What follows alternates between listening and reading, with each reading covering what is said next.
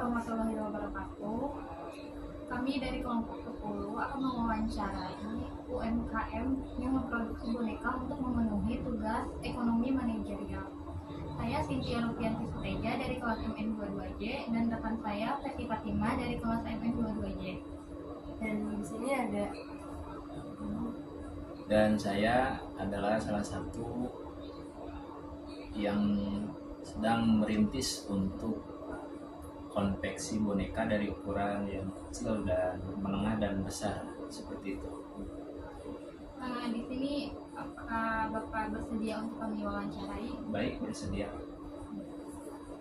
Pertama, bagaimana sih sejarah UMKM boneka ini pada awalnya? Baik, untuk pertama-tama saya merintis dari dunia perbonekaan. Yang pertama yaitu pas waktu ada boneka yang sedang ramai, diantaranya pada waktu itu tahun 2020 kalau nggak salah, waktu itu sedang ramai boneka boba. Di situ saya pada awalnya diinformasikan dari teman, dan sini kita juga melihat pemutaran atau UMKM usaha boneka, karena pada waktu itu saya terinspirasi mengikuti kegiatan atau penjualan dari boneka sendiri karena omset dan pasar juga bagus seperti itu. Apa sih yang menginspirasi Bapak untuk memulai bisnis ini? Yang menginspirasi yang pertama, saya dari keluarga dan diantaranya ibu dan bapak itu seorang pedagang, dan diantaranya saya juga mengikutilah jejak mereka, tetapi saya ingin mengembangkan dari jenis jualan itu dari jualan boneka. Jadi kalau menginspirasi saya itu dari orang tua, kedua orang tua ibu dan bapak seperti itu. kalau dari bahan pembuatannya itu bikinnya bahan apa? Dan yang salah satunya ini contohnya boneka wisuda atau boneka toga.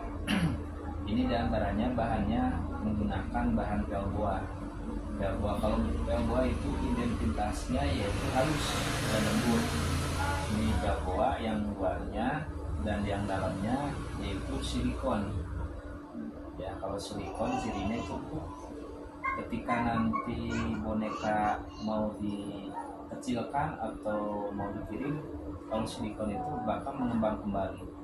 Dan untuk diantaranya kita ambil sampel aja boneka ini bahannya itu nilek untuk bajunya. Kalau nilek beda dengan pel buah, kesannya kalau nilek itu kasar, kalau pel buah itu lembut, dan ini dalamnya itu silikon seperti itu kan.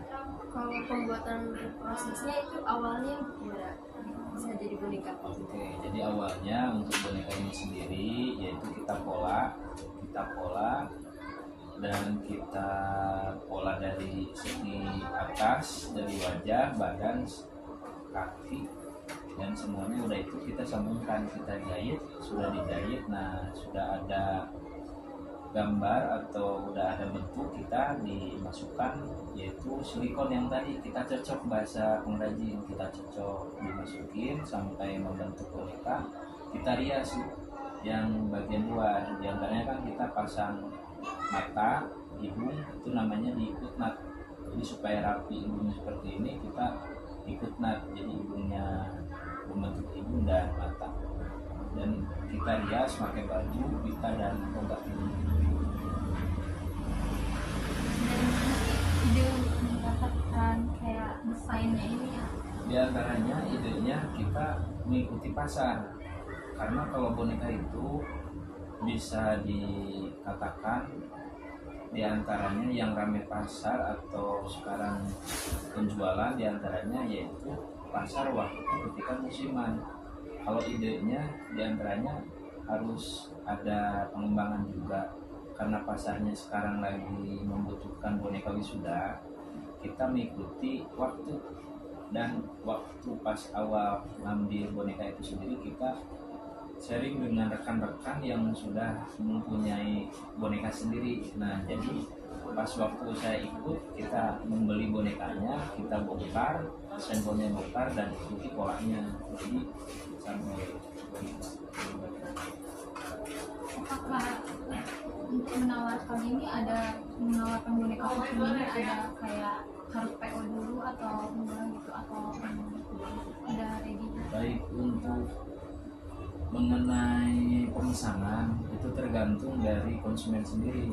Kalau kita untuk stok kita dibuat, dan kalau pemesannya 1 ataupun 2 sampai 10 gitu bilangnya ready kita. Tapi kalau konsumennya pesan di angka 100 ke atas yang masuknya sebutnya partai, kalau konveksi itu harus PO dulu, kalau harus pesan dulu karena melihat kuantiti atau jumlah. Tapi ready setiap hari gitu. Alhamdulillah kita juga ini setiap hari mengeluarkan penjualan di angka 500 sampai 600 penerimaan setiap hari. Kalau yang dipakai strategi penjualannya itu apa? Di antaranya untuk pasar sendiri yang dipakai yaitu kita menggunakan media, di antaranya yaitu Facebook, di antaranya marketplace yang ada di Facebook, terus TikTok dan Shopee. Terus kalau ada pemesanan offline kita lewat WhatsApp ya.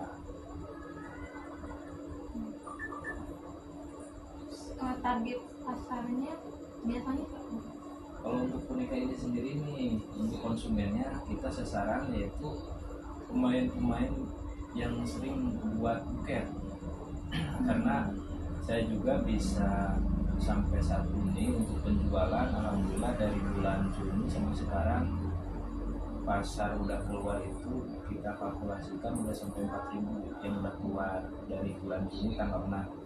Pasarnya diantaranya sasarannya yaitu orang-orang yang sering membuat buket untuk wisuda, karena pasar awam saya iklankan di Facebook, laju mereka meminta link untuk seperti Shopee saya arahkan.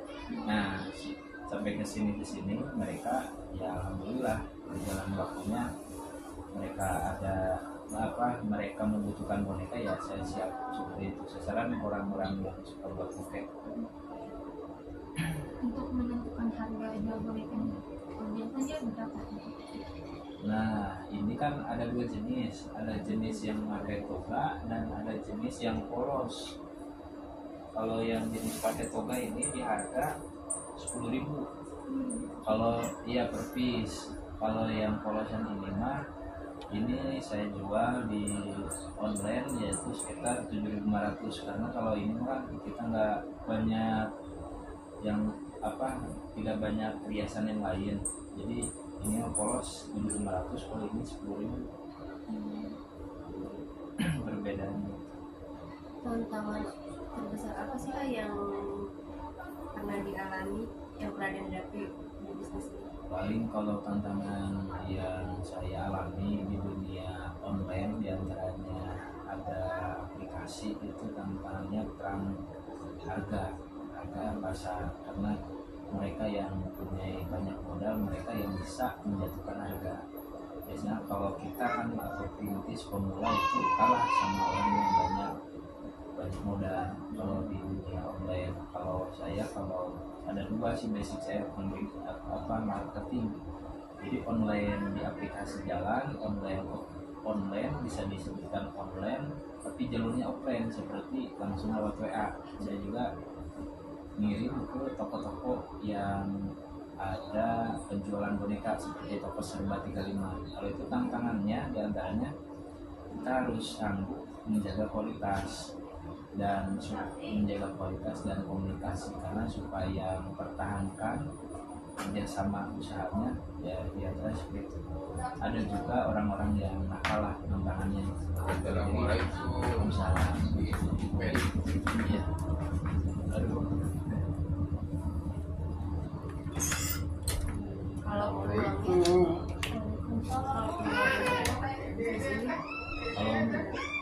peluang ya kalau peluangnya sebenarnya banyak, ini lebih besar karena untuk sekarang toko yang menampung boneka sendiri itu tidak toko yang khusus boneka, tapi yang serba 35 yang suka jual harga 35 juga dia masuk gitu. Dan orang-orang yang untuk menambah boneka juga dia menampung, uangnya besar lah untuk jualan boneka. Apakah ada merencanakan untuk memperluas bisnis ini? Insya Allah kalau diberi kesempatan, diberi kesehatan dan modal yang stabil, ingin memperluas. Jadi saya kan main di dunia online, kalau aplikasi alhamdulillah stabil. Nah, memperluas itu di dunia offline. Jadi pengen saya buat sampel dari ukuran yang sedang lah, karena mereka membutuhkan ukuran yang sedang. Jadi memperluasnya saya jemput bola. Jadi saya datang ke toko-toko, menawarkan produk dan memberikan sampel dan memberikan layanan yang lainnya seperti pengiriman. Jadi nggak ke daerah yang dekat aja. Tapi alhamdulillah saat ini untuk penjualan itu paling jauh di daerah Aceh, Sumatera, jadi banyaknya yang di luar sebenarnya. Jadi ingin mengembangkan di Jabodetabek lah, seperti daerah Bandung, daerah Jakarta, Bekasi, yaitu dengan cara jemput bola kita datang ke mereka, ke konsumen, untuk menawarkan produk itu sendiri. Inovasi apa sih yang sedang dikembangkan untuk menarik lebih banyak orang? Tapi untuk inovasi sendiri itu diantaranya yang paling penting menjaga kualitas, karena kualitas itu bisa mempertahankan kerjasama, karena mereka juga konsumen, banyaknya kan konsumen yang menjual kembali. Jadi saya menjaga kualitas mereka sendiri supaya mereka puas. Yang mempunyai toko dan punya toko pasti dia juga menjaga untuk konsumennya belanja ke mereka. Jadi memang menjaga kualitas dan inovasinya, banyak karakter yang lagi viral lah, supaya luas jualan. Terus perkembangan bisnis boneka ini dari tahun ke tahun itu gimana?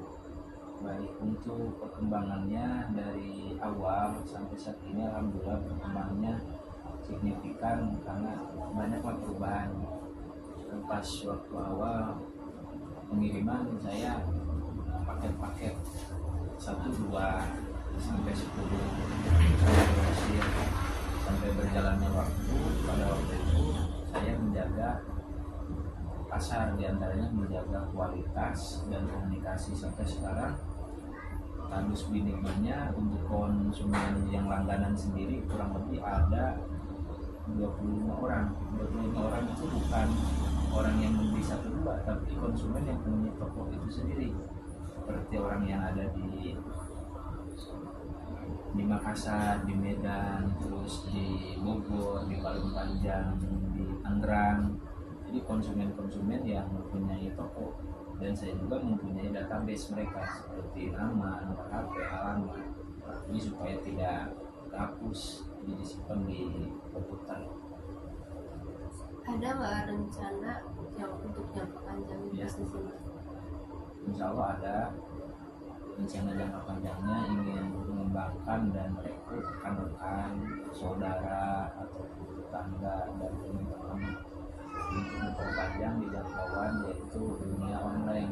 Jadi nanti ada host yang baik, gitu kan, ada orang yang baik dan ada orang-orang yang mengirim paket, itu tidak bisa saya aja gitu, dan teman-teman saya. Kita kalau produk boneka ini memenuhi standar keselamatan dan kualitasnya. Nah, untuk memastikan itu sendiri, diantaranya kami juga yaitu menggunakan bahan-bahan yang aman dari jangkauan anak, terutama karena boneka ini banyak konsumennya diantaranya anak-anak. Bisa memastikan yaitu diantaranya bahannya aman lah. Yang kedua untuk isinya dan perlengkapan yang lainnya, maupun untuk legalitas atau untuk dari segi ukuran kita juga supaya seimbang, itu ditimbang terlebih dahulu satu per piece. Jadi untuk pas waktu pembuatan itu bakal sama dan bahannya juga aman. yakinkan dijual. Udah, baik untuk penutup bagaimana? Baik, sekian untuk Pak Bubun, terima kasih Sama-sama. wawancarai. Iya. Sekian wawancara dari kelompok kami. Sebelumnya mohon maaf apabila ada salah kata. Assalamualaikum warahmatullahi wabarakatuh. Oh, girl, you never care what I felt. I just ignored all the signs. I should take care of myself. I probably shouldn't reply, but honestly, Assalamualaikum warahmatullahi wabarakatuh. Kami akan mempresentasikan hasil wawancara UMKM kami yang berjudul Strategi Efektif untuk Mengembangkan Bisnis Boneka di Era Digital.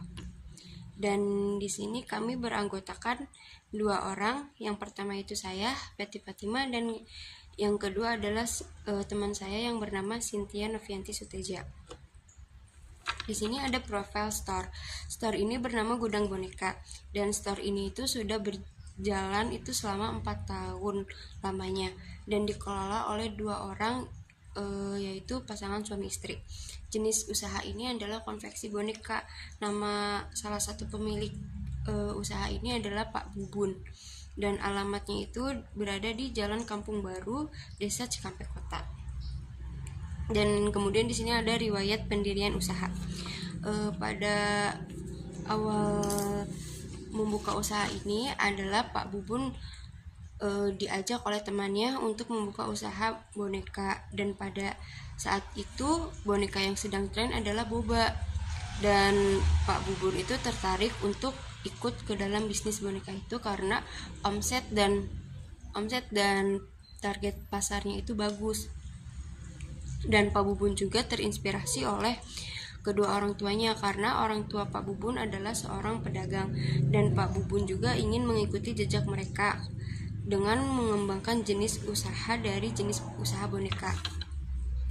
Dan kemudian di sini ada strategi modalnya, dan di sini pada modal awalnya itu Pak Bubun harus mengeluarkan modal sekitar 8.365.000 karena Pak Bubun itu harus membeli mesin jahit dan di sini ada biaya listrik dan air selama 1 bulan itu Pak Bubun harus membayar 800.000. Dan kemudian di sini ada biaya setelah produksi yang satu bonekanya itu dihargai 7.500, dan kalau sudah masuk ke dalam pasarnya itu Pak Bubun menjual dengan harga 10.000, dan di dalam 1 bulan ini Pak Bubun harus menghasilkan 1.500 pieces boneka. Dan kemudian di sini ada alurkas laba ruginya itu Pak Bubun itu dalam sebulan itu bisa menjual 1.500 boneka dengan harga satuannya itu 10.000. Jadi dalam 1 bulan itu Pak Bubun menghasilkan 15 juta dan dikurangi dengan biaya awal produksi. Jadi Pak Bubun dalam 1 bulan itu mendapatkan hasil sekitaran 5.335.000. Kemudian di sini ada aspek pasar dan pemasaran. Pasar sasaran yang dituju gudang boneka ini adalah menuju kepada onward yang suka bikin buket untuk wisuda. Karena buket untuk wisuda itu bukan hanya bunga, tapi sekarang juga ada boneka juga. Dan di sini Pak Bubun itu menawarkan 2 jenis bonekanya. Yang satu itu yang memakai toga dengan harga 10.000 dan yang polosan dengan harga 7.500 sesuai dengan harga produksi. Dan kemudian di sini akan dijelaskan oleh Cynthia Novianti.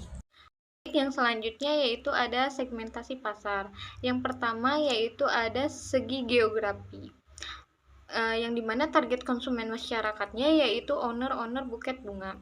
Dan yang selanjutnya ada segi demografis. Produk ini diminati oleh wisudawan dan wisudawati untuk merayakan kelulusannya. Dan yang selanjutnya yaitu ada segi psikologis. Toko ini memproduksi barang mengikuti tren yang ada di kalangan masyarakat dan pelajar. Dan yang terakhir yaitu ada perilaku. Loyalitas konsumen ini didapat karena barang kualitasnya bagus dan menarik dan bervariasi. Yang selanjutnya yaitu ada pengelola tenaga kerja, yang dimana usaha ini dirintis oleh pasangan suami istri, yang dimana tokonya pun hanya dikelola oleh beliau dan istrinya, yang dibuka setiap harinya dari jam 9 sampai jam 4 sore. Dan selanjutnya ada strategi buaran pemasaran, yang dimana harganya yaitu ada 2 variasi. Yang pertama, yang boneka polosan tanpa toga dan baju dijual per picisnya 7.500, dan yang memakai toga dan baju itu dijual dengan harga 10.000 per picisnya. Dan selanjutnya ada lokasi yang dipilih ini yaitu di Jalan Kampung Baru, Desa Cikampek Kota. Dan yang terakhir yaitu ada promosi. Selain di toko, beliau pun mempromosikan jualannya yaitu di platform media sosial seperti TikTok, Shopee, IG, dan lain-lainnya. Di sini ada siklus produksi. Yang pertama, membeli bahan untuk pembuatan bonekanya, baju dan toganya. Dan yang kedua yaitu mendesain baju dan toga untuk pembuatan bonekanya. Dan yang selanjutnya menyortir barang, terus melakukan quality control, pengecekan ulang untuk apakah layak dijual atau tidak. Dan yang selanjutnya yaitu penjualan produk, yang dimana produk dijual ke agen-agen atau ke owner-owner buket lainnya. Dan yang selanjutnya ada pencatatan keuangan. Dalam pencatatan yang dilakukan ini, pencatatan pemasukan dan pengeluarannya masih dilakukan secara manual menggunakan tulis tangan. Alasannya menggunakan manual karena kekurangan tenaga kerjaan. Dan yang terakhir yaitu dokumentasi kita kemarin saat wawancara. Baik, terima kasih. Sekian dari kami. Assalamualaikum warahmatullahi wabarakatuh.